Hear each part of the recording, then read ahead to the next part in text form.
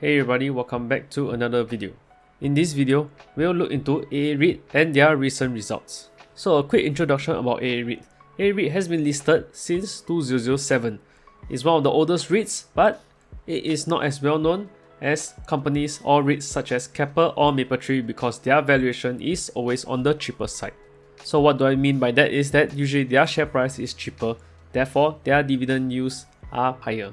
With my analysis on their recent earning results, I found one huge factor that might make a difference in terms of their upcoming few quarters dividend, which I will share later on. So let us get right into the analysis. In terms of the portfolio, AA Reit has a lot of diversified sectors, similar to Ascender's REIT. If you can see on this table, they have a lot of different sectors that is quite similar, such as the business space, life sciences or high-tech buildings, industrial, and logistics. The only differences they have from Ascender's REIT will be data centers. So if you are looking for a diversified REIT, AA Reit can be one of the options that you can look into. Being a smaller REIT, they are only currently focused on two different countries. Firstly is Singapore, and the next is Australia, with Singapore still being the majority at 66%. AA REITs give quarterly dividends, which means they will give money every 3 months to shareholders. So if you are an investor that looks particularly into finding for a quarterly dividend REIT, AA Reit can be one of them. With the share price at about $1.22, a quarterly dividend will come to be about $26.54 per 1,000 shares, and it equates to about $116 per year, assuming that the dividend is stable, which will give a current yield of attractive at 8.7%. So this yield is quite high as compared to other REITs, which is usually giving about 5 to 7%.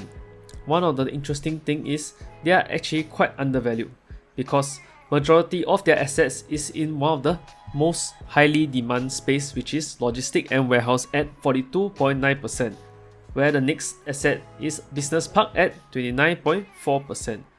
In my opinion, for logistics is always very essential and able to provide stable income, which we will later see why it will be one of the potential for their rising DPUs. So let's dive right into their recent results. If you look at their full year results, you can see there's quite a difference from my other videos such as analyzing on Mapletree Industrial Trust, because the result here is showing all positive value in a high interest rate environment. If you see, the gross revenue and the NPI increases was due to acquisition of additional assets, and another important thing, which is the higher rental and recoveries from their logistics, high-tech properties, and industrial properties. So even with the inclusion of higher property expenses, which all REITs are actually experiencing, they are still managed to increase their NPI or net property income by 18.7% year over year, which is very impressive considering most other REITs are actually experiencing a negative growth rather than even having a positive growth. This actually led to higher distributable income, which you can see here with 6.5% year over year and a 5.1% year over year increase in distribution. So this makes AA Reit quite stand out from the rest of the REITs as they are still managing to get green values across the board. When it comes to analyzing a company's debt, there are a few pointers which is very common for all. The first pointer will be leverage ratio. So this ratio is the amount of debt taken versus the amount of assets that the REITs have. It must always be below 50%, if not, they are forced to sell assets or generate cash from the stock market. One of the examples would be Manu US REIT, which had to sell properties in order to lower their leverage ratio to be below the limit of 50%. Next pointer is interest coverage ratio. It determines how easy it is for the REIT to pay the interest of the debts. Therefore, higher interest coverage ratio is better, and for REITs, they must have interest coverage ratio of at least 2.0 times. Usually, having ICR of above 3 times is considered safe. The last pointer will be the debt maturity profile.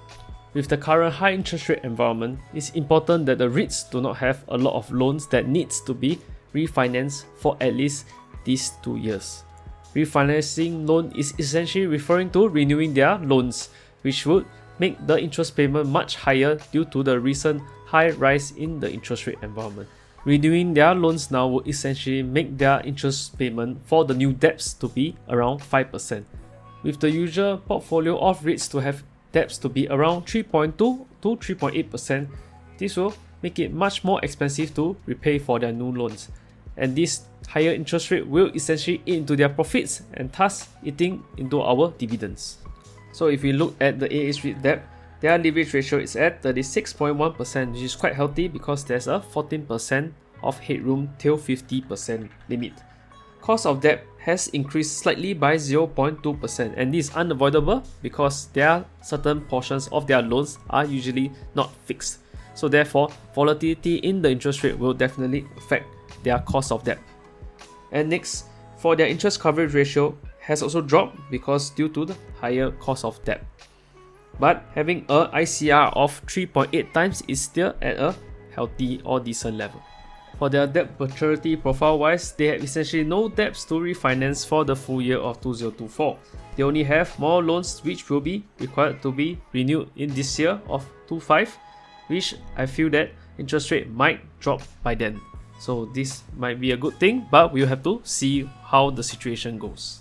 So looking at their tenancy, AA REIT have one risk is that they have a high percentage of single user tenant at 43.8%, which is quite unusual compared to other REITs.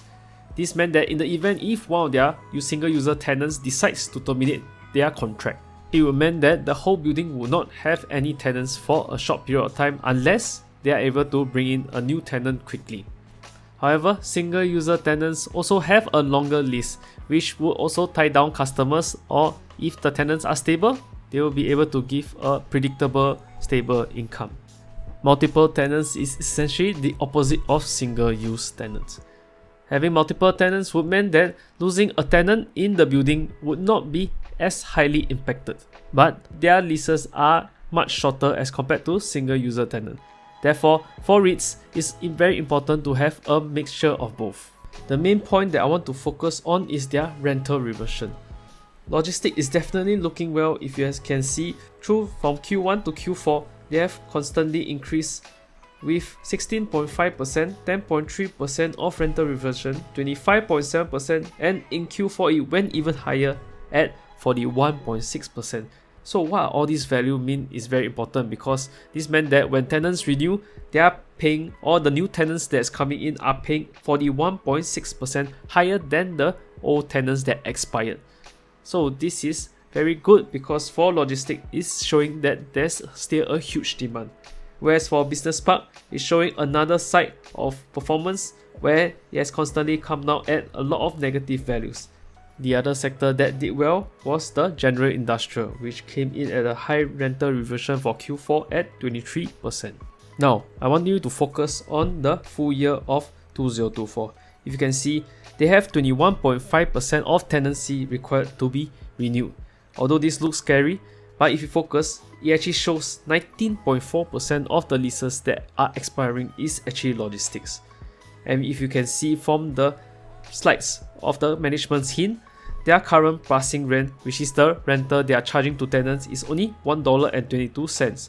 Whereas for now, markets are renting at about $1.40 to $1.80, which is essentially 14 to 47% much higher than their current rentals. So this actually shows the potential in renewing this 19.4% of the leases and earning much higher income from these new renewals. This single factor is the most exciting part, and I feel that with this, they will be able to increase their DPU without any concern. If you are an AA REIT shareholder or someone who are interested in the REIT, please hit the like, subscribe, and comment on what are your thoughts with regards to this situation. So one of the higher risks about AA REIT is that they have top 10 tenants that are giving quite a large gross income revenue at 53% for their top 10. If you focus on the number 4 tenant, which is KWE Kitsu World Express, they are a logistic company with the lease expiring at 0.8 years with a 6.1% of the gross income contribution. So imagine if they actually lose this major tenant, they will actually lose 6.1% of the gross income temporary. So this is one risk that you have to take note for all REITs. However, they have actually said that they are in the advanced negotiation for the renewal. On the bright side, it's in the logistics sector, so therefore, having a renewal or getting new tenant might not be an issue. But when it comes to investing in REIT, AA REIT is valued cheaper as compared to the other REITs is because they are actually having a much higher contribution from the top 10 tenants. Ideally, REITs should have individual tenants that would contribute less than 5% of the gross income. So in the event if the tenant collapse, it will not affect the incomes of the REITs that much as compared to having a tenant which contributes a much higher gross income. This can be seen from my previous video with regards to the collapse of one of the major tenants and the effects between Digital Core REIT and Mapletree Industrial Trust. Therefore, AA REIT is considered on the riskier side due to the high contribution from each individual major tenant. In conclusion, AA REIT has its own pros and cons. Therefore, with the attractive dividend yields based on the current share price, this REIT can be given a good consideration. So looking at this table, for the pros, they are actually giving a good high dividend yield at 8.7% at the current share price. Moreover, they also have a potential for even higher dividend for the subsequent quarters due to the huge logistic tenant renewals, which will potentially give them at a higher rental income. The con is that AA REIT seems to have a tendency of doing private placement, which is a issuing of shares to only institutional investors. Retailers like us will not be exposed to, therefore this will actually dilute shareholders. Secondly, if the renewals do not come in strong or as expected, DPU might not increase as much. Lastly, the biggest risk would be their high tenancy concentration, which is not desirable in the event if one of their major tenants collapse. In my opinion, AA REIT is one of the REITs that you can consider given the share price and the attractive dividend yield. Of course, this analysis is just from my opinion point of view.